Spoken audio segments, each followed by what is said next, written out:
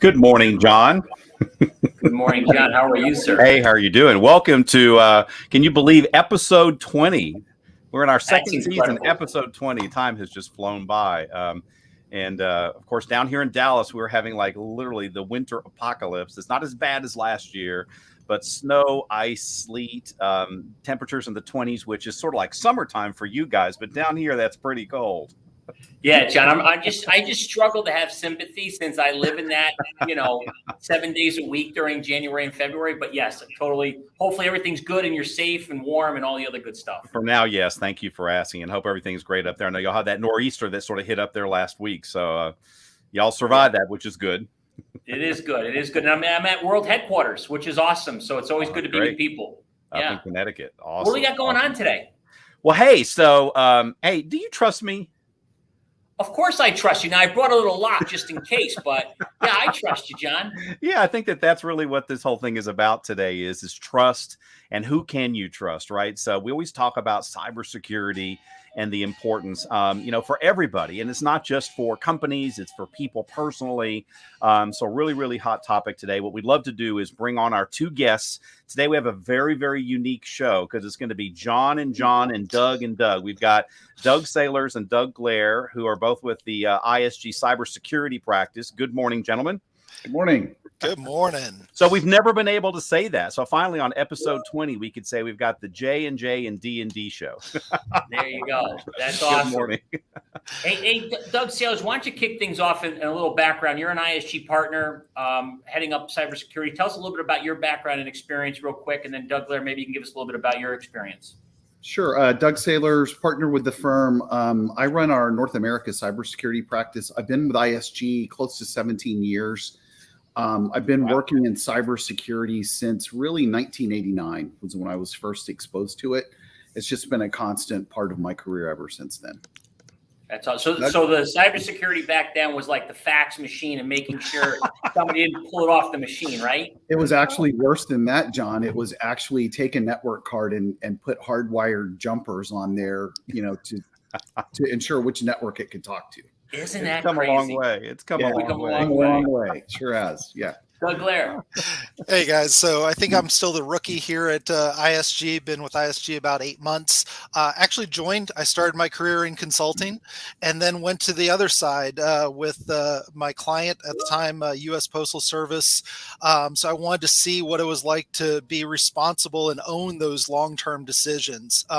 Spent about 12 years there. In the last 6, working with an amazing cybersecurity team, building the program, and now back at ISG, sort of blending that mixture of being a recovering supply chain guy with cyber together. So pretty unique and exciting time. Well, Doug, my kids are in college, but they definitely want to make sure I thanked you for keeping their letters to Santa safe all those years. That is an awesome program that they've got and continue to drive and run every year. That's awesome. So guys, we are excited to have you guys on the show today. And think about it, especially over the last 18 to 24 months, cyber and cybersecurity. I mean, it has become front and center because the last thing anybody wants from a corporate perspective is for the name to be plastered, virtual as it could be, across newspapers and sites and things like that for a hack or a breach or something.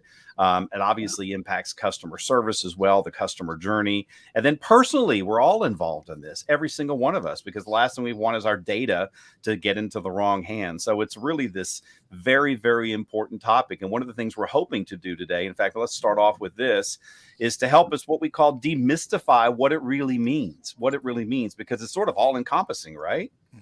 Yeah, definitely. So, Doug, I can maybe take a first stab at that, right? When you talk about cybersecurity in general, there's probably, somewhere between 50 and 100 functions that fall under there. But really what we're talking about is ability to keep your data secure. So confidentiality, integrity, and availability. The CIA Triad is what most people go to when you start discussions around cyber. But it really is all about protecting your data and your assets from either theft or exploitation, right? And in doing that, it's cyber also, we think about it as technology, but it's a combination of, yes, getting the right technology in place, getting the right resilient processes in place. The people side of it, I mean, there's always people making decisions, implementing and enforcing those policies.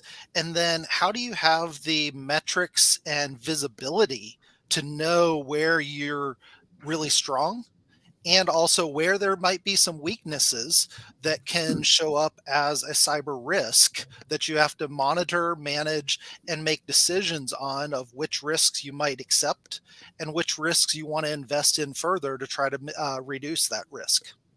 Yeah, And Doug. we joked a little bit about it up front with you, Doug Saylors, about, you know, the idea of what was going on 15 years ago, but it's really about kind of the physical, right? So the building itself. Sure. And then it's the whole components inside. And the part that really stresses me out and makes me think is how long and patient some of the thieves are with regards to sitting patiently for potentially years. Yeah. I'm not going to go into the brand names, but some people where it's 4 years sitting inside the system waiting for the opportunity and you know, was right. Tell us a little bit about that. How do we avoid all that and protect ourselves? So, John, I think there's a couple of key points and questions maybe there to address. The first one is, how do you know if you're protected, right? Yeah. And the reality is you're never 100% protected.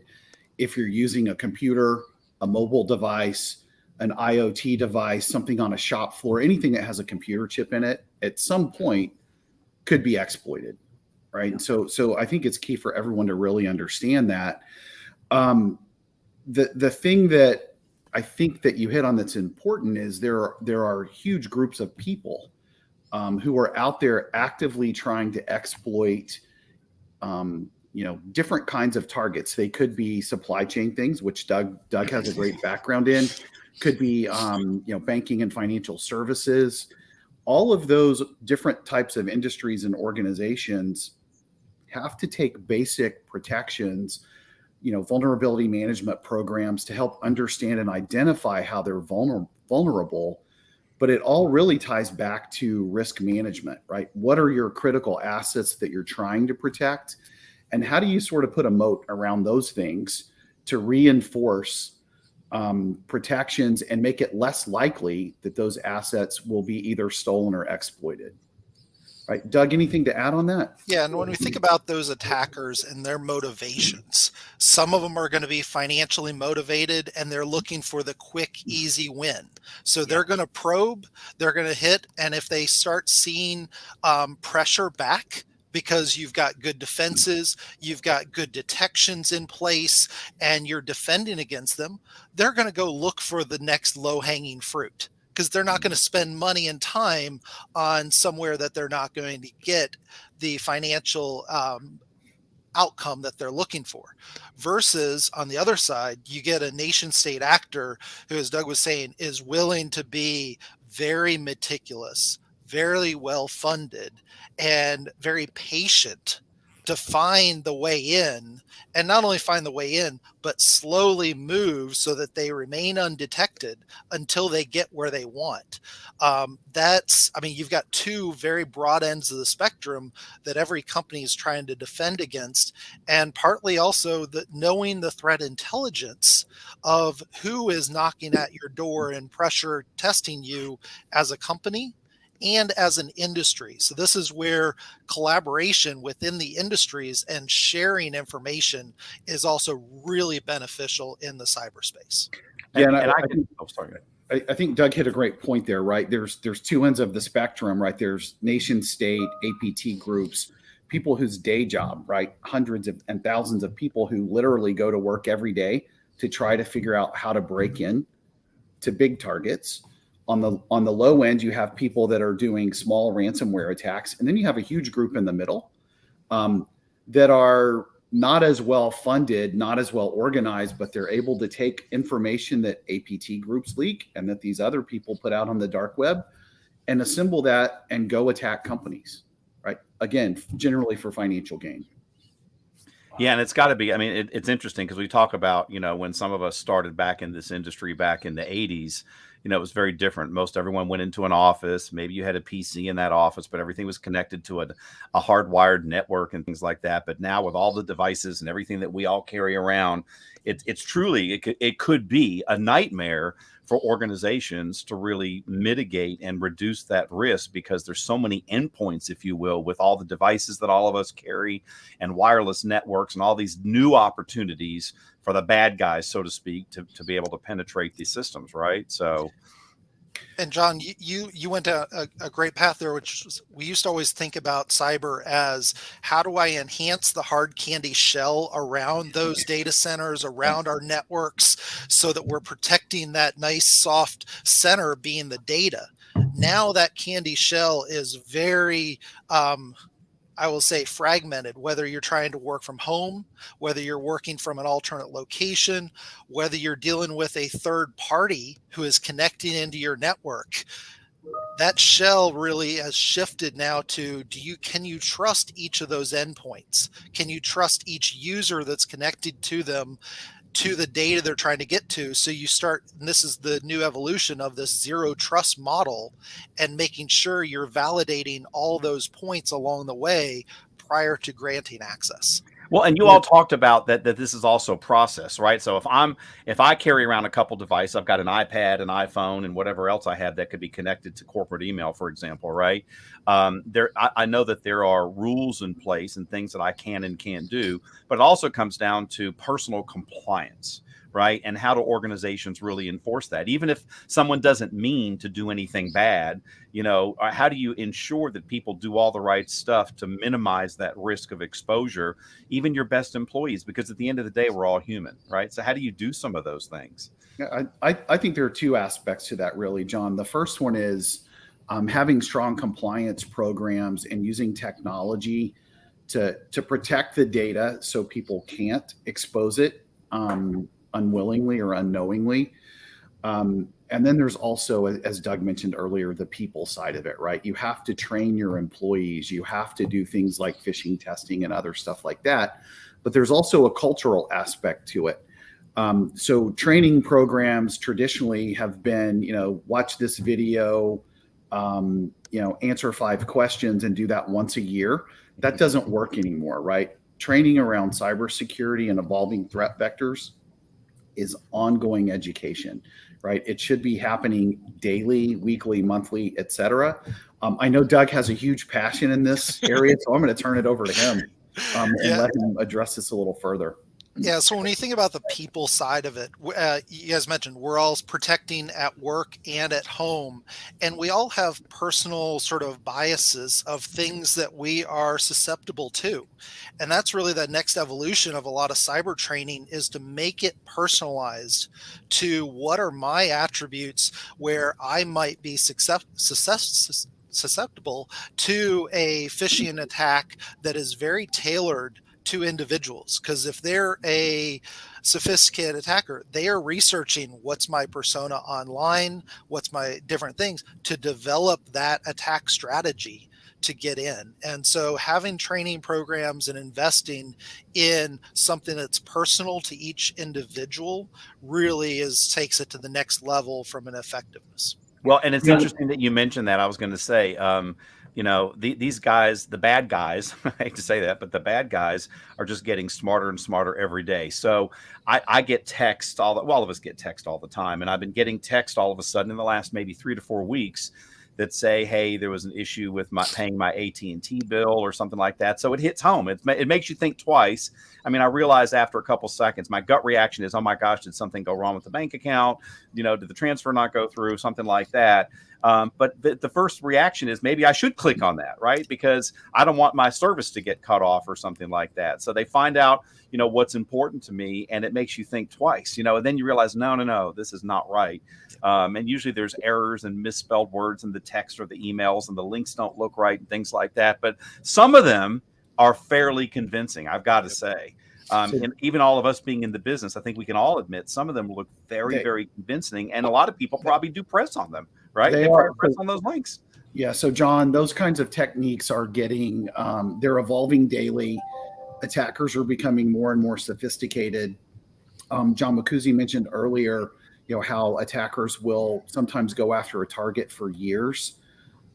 Those are the techniques and tactics that are being used to go after those targets, right? And so as people adopt social media and put more and more information about themselves out in the cyber world, right, it becomes easier for those attackers to understand kind of what your hot buttons are, what your interests are, and start crafting messages around those, right? There are companies out there, cyber groups, if you will, that are sending out broadcast text messages to phone lists they get, just hoping someone will click.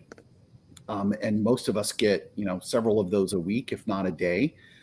There are also people out there that will send you a carefully crafted message that there's really no way you're going to be able to discern if it's a fake attempt or not.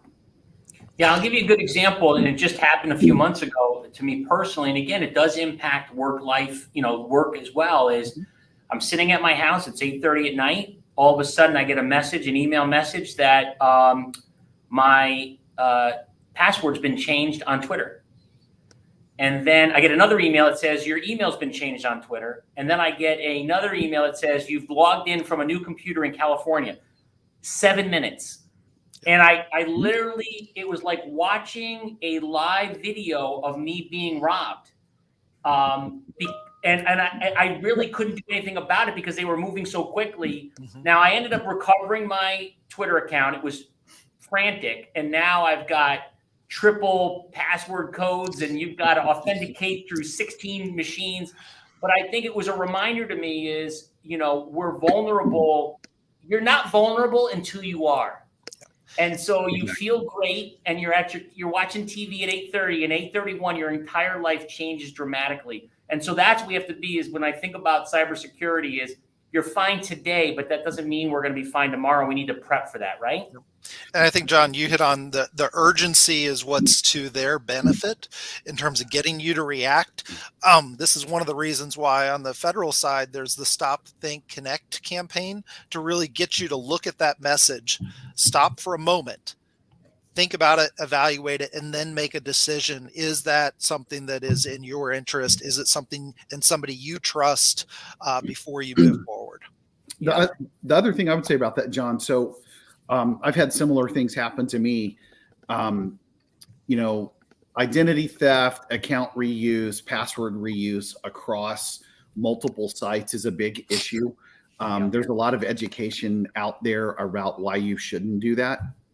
The thing I would say is large companies like Apple, I'll use them as an example, they are now embedding technology in their products to help you protect yourself against that, right? You can go look, if you have an iPhone, you can actually go 2 screens down and it will tell you this account or this email address that you're using on this website is being used across 20 other websites.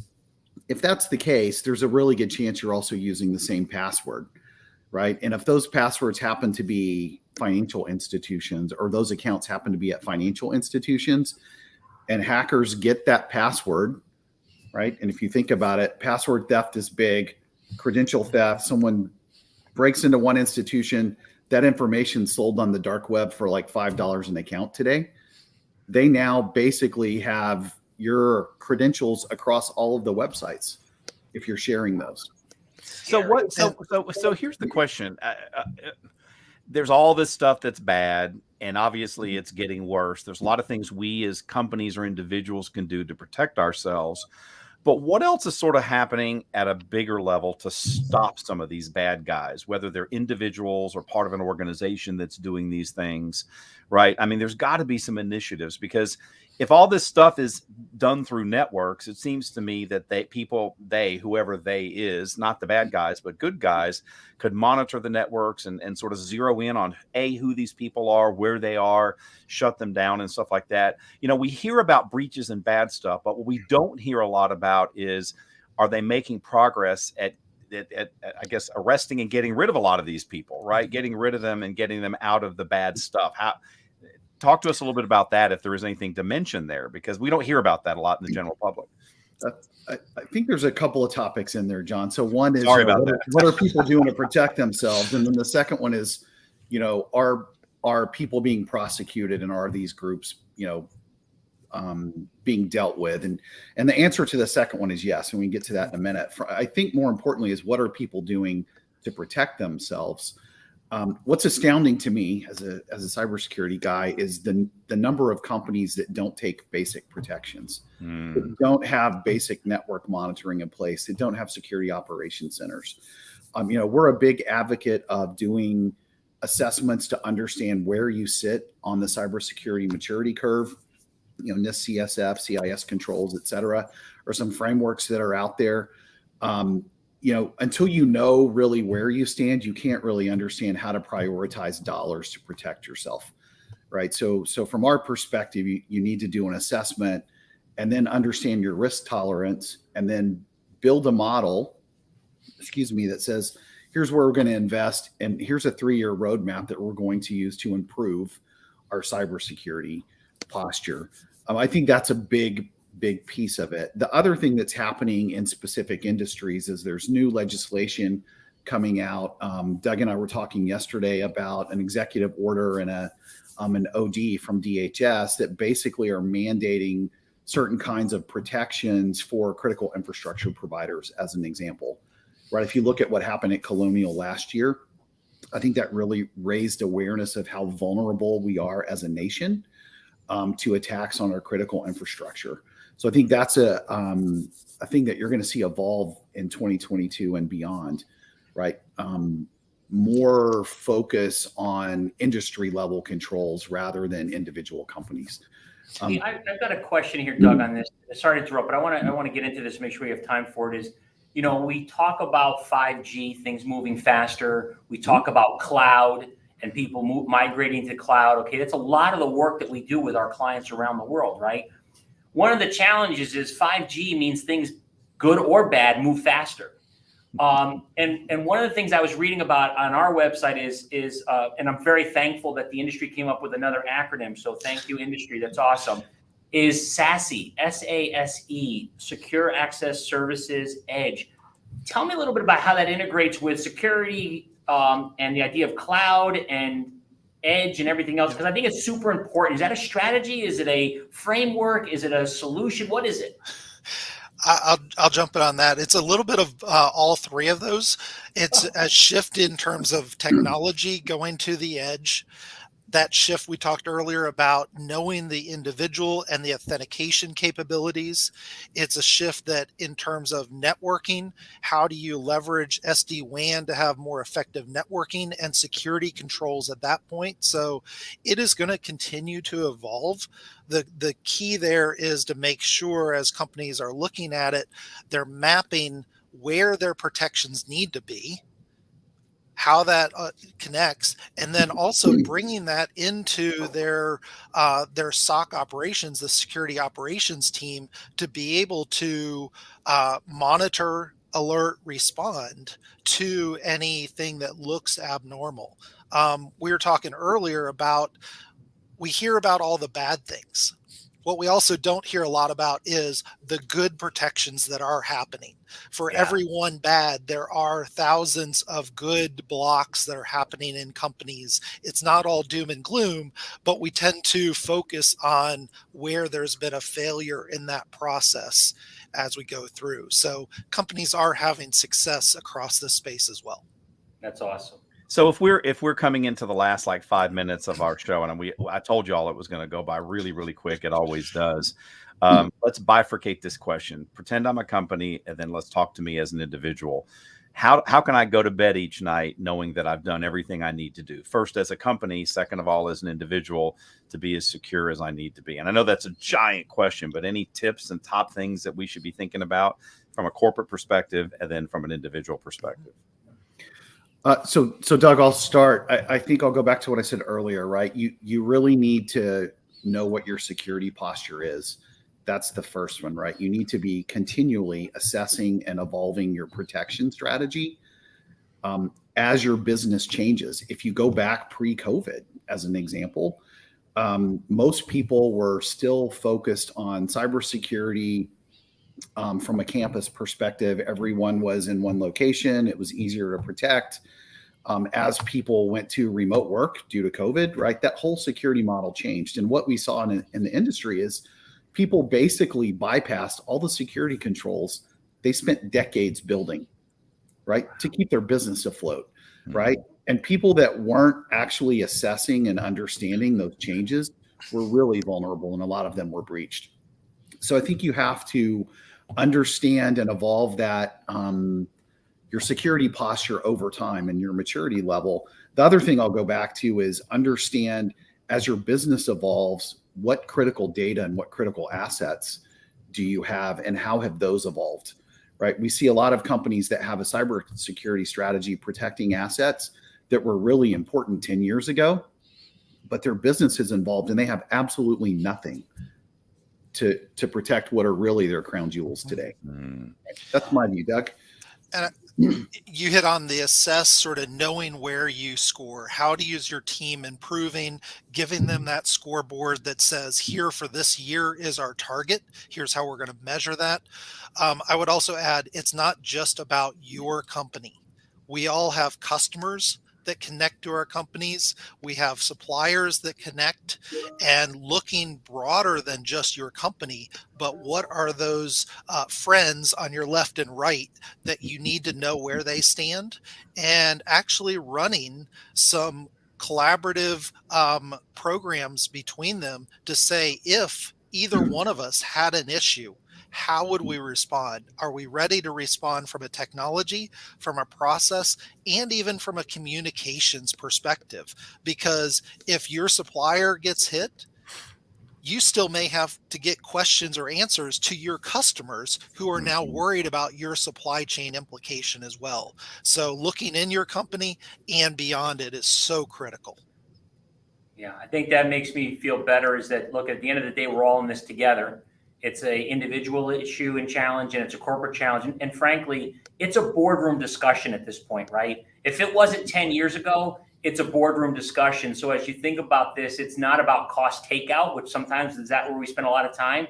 This is really about optimization and truly understanding where the threats are. It was McAfee quotes this as a $6 trillion cost in 2021. Wow. And then I can't imagine it's not going to grow over the next 10 years. So this is something we all need to work on together, and having individuals like yourselves that really understand this, that are passionate about it, can really help, certainly us at ISG, but then also the enterprise marketplace. So thank you so much for the work you're doing.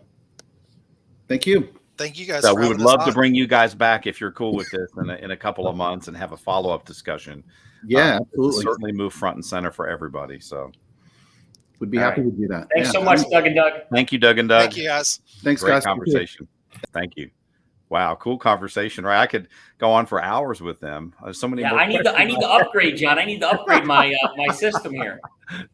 No, there's so many things, and again, it's interesting because it affects us at work, it affects us personally, and one of the things we didn't even get to talk about is suppose, God forbid, something bad does happen, then what do you do? I mean, there's a whole recovery process technologically, but there's brand recovery, personal recovery if your data is lost or accounts are hacked and things like that. There's all these different aspects you have to consider. John, speaking about brands and security and credibility, tell us a little bit about our speaker in 2 weeks. Yeah, so we have a couple of different shows that are coming up in 2 weeks. On the 17th, we're going to be meeting with the CEO of POTU, and it's a very interesting company. What this company does is they actually are into brand monitoring and brand protection. So they can actually make sure that your brand and its image and the actual product itself is protected out there in the online world. So very interesting, dovetails really nicely into this. And then also, John, we're going to have a special episode next week, just 1 week from today, with Bernie Hecker, who is the partner who heads up our cloud practice, who recently joined the firm. And we're going to talk about cloud. We're going to demystify cloud. So that's going to be next week. And then the POTU conversation on brand protection and monitoring will be in 2 weeks. So a couple of really great shows coming up. And John, they all tie together if you think about it, right? Cloud, speed, optimization, security, brand. These are all topics that are key things in 2022. And frankly, many of those things made our top 10 list for 2022. Absolutely. So. Absolutely. And what we'll see this year as a sort of as a common thread is we'll bring a lot of these topics up again and again, because we can't get to everything in 30 minutes, but more importantly, these things are evolving. Every single one of these topics, if we talk in a month about it, there'll be something new that we hadn't even thought about, right? That's right. That's right. Well, John, listen, be safe down there in Texas. All the best to you. Thank you so much. And we'll talk to you next week. Thanks, everybody. Take care. Bye-bye.